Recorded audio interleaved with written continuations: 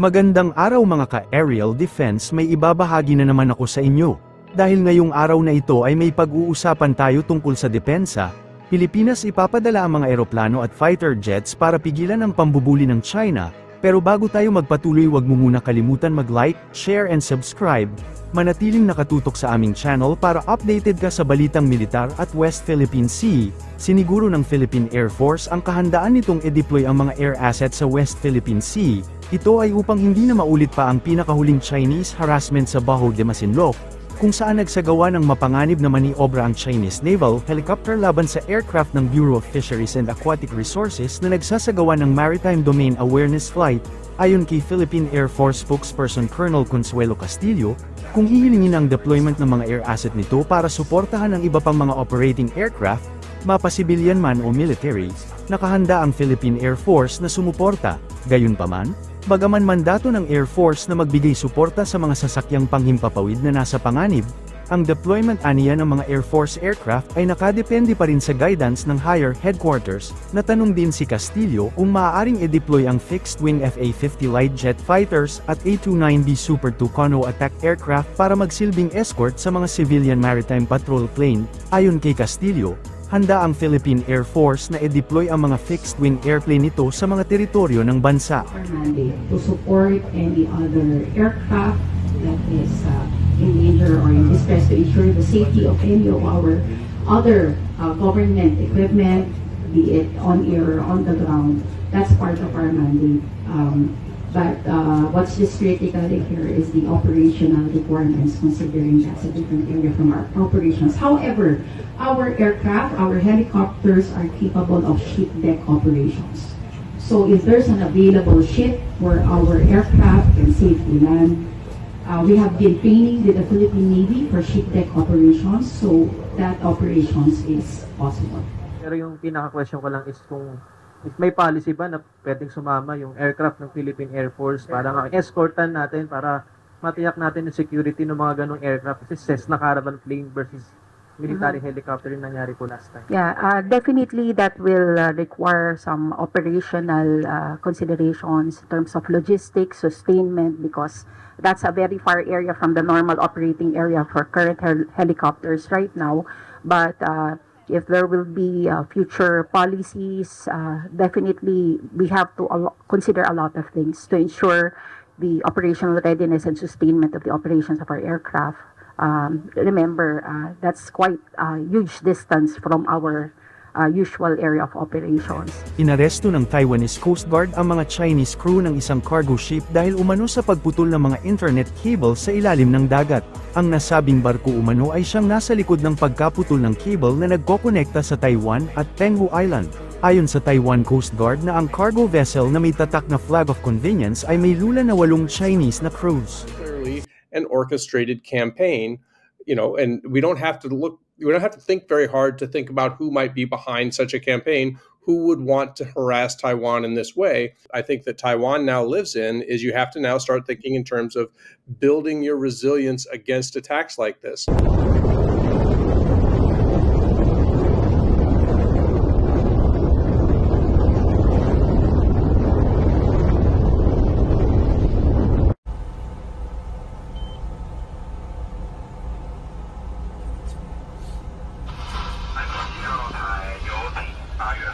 目前1名海巡人员平安登艇。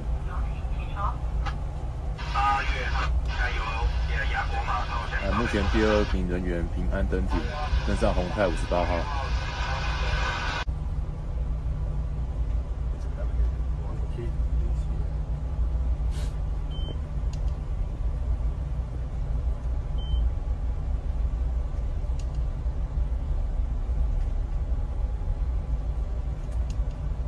If you see that a ship is sort of loitering around a particular area, and then the next day you look and there's a different ship loitering there, but actually it's the same ship, but maybe you don't notice that because you don't take the time to dig into it or whatever. So, it's just one more way for them to make themselves a little harder to keep track of. Ang Hong Tai cargo vessel ay nakarehistro sa West African National ng Togo na pinondohan ng China. Lumabas sa imbestigasyon ng Taiwan Coast Guard, na ilang oras matapos na mag-angkla ang barko ay nawala na ang kanilang internet connections. Sa ngayon ay patuloy na iniimbestigahan ng Taiwan ang mga crew ng nasabing barko.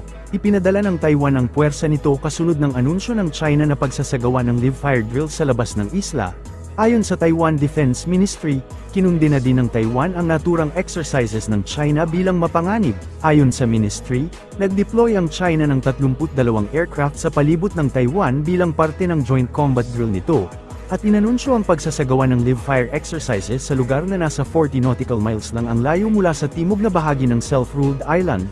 Subalit, tinugunan naman ito ng Taiwan sa pamamagitan ng pagpapadala ng kanilang sea, land at air assets para maging alerto, mabantayan at matugunan ng naaayon ng naturang exercises ng China. Sinabi naman ng Taiwan Defense Ministry na lantada nilabag ng People's Liberation Army ng China ang international norms, sa pamamagitan ng pagtatalaga ng drill zone sa layong 40 nautical miles lang mula sa baybayin ng Kaohsiung at Pingtung, kung saan isasagawa aniya ng China ang live-fire exercises nang wala man lamang paunang babala. Hindi lamang umano ito nagdulot ng mataas na panganib sa kaligtasan ng international flights at vessels sa karagatan, kundi hayagang provokasyon din ito sa seguridad at stability sa rehiyon. Ang pagpapaigting nga ng deployment ng China sa mga asset nito sa may palibot ng Taiwan ay sa gitna ng patuloy na pag-iit ng higanteng bansa na bahagi ng kanilang teritoryo ang Taiwan, bagay na mariing tinututulan ng Taipei. Naglunsad ng research expedition ang Philippine Coast Guard Marine Science Group kasama ang UP Marine Science Institute at Department of Environment and Natural Resources Biodiversity Management Bureau sa may Pag-asa Island. Ang naturang research project ay layuning makabuo ng baseline biodiversity data sa Kalayaan Island Group, na sinimulan noong ika-22 ng Pebrero at magtatagal hanggang sa ika-28 ng Pebrero. Sa kasagsagan ng ekspedisyon, isinagawa ng PCG Maritime Science Group ang iba't ibang mga aktibidad gaya ng assessment sa diversity at community structure ng seaweeds, mollusks at iba pang benthic invertebrates o maliliit na hayop na naninirahan sa ilalim ng dagat, dokumentasyon ng biodiversity, ang kasaganaan at distribusyon ng seagrasses sa patag na bahura ng Pag-asa Island. Nagsagawa din ang mga ito ng mollusk surveys para mapahusay pa ang pangunawa sa habitat interactions. Isa itong pagkakataon para matukoy at mabalangkas ang prioridad na reef restoration sites. Ang naturang aktibidad ay simula pa lamang ng paparating pang mga serye ng mga aktibidad ng PCG, sa pagsisikap nito na i-rehabilitate ang coral reefs at iba pang marine ecosystems sa West Philippine Sea na nahaharap sa pagkasira sa nakalipas na mga taon. Para sa mas madaming update tungkol sa ating depensa, paki-follow at like muna ng aming page na nasa description na ang link. Huwag mo na rin kalimutan mag-like, share and subscribe. Pindutin mo na rin ang bell para updated kayo sa aking mga bagong video. Maraming salamat po.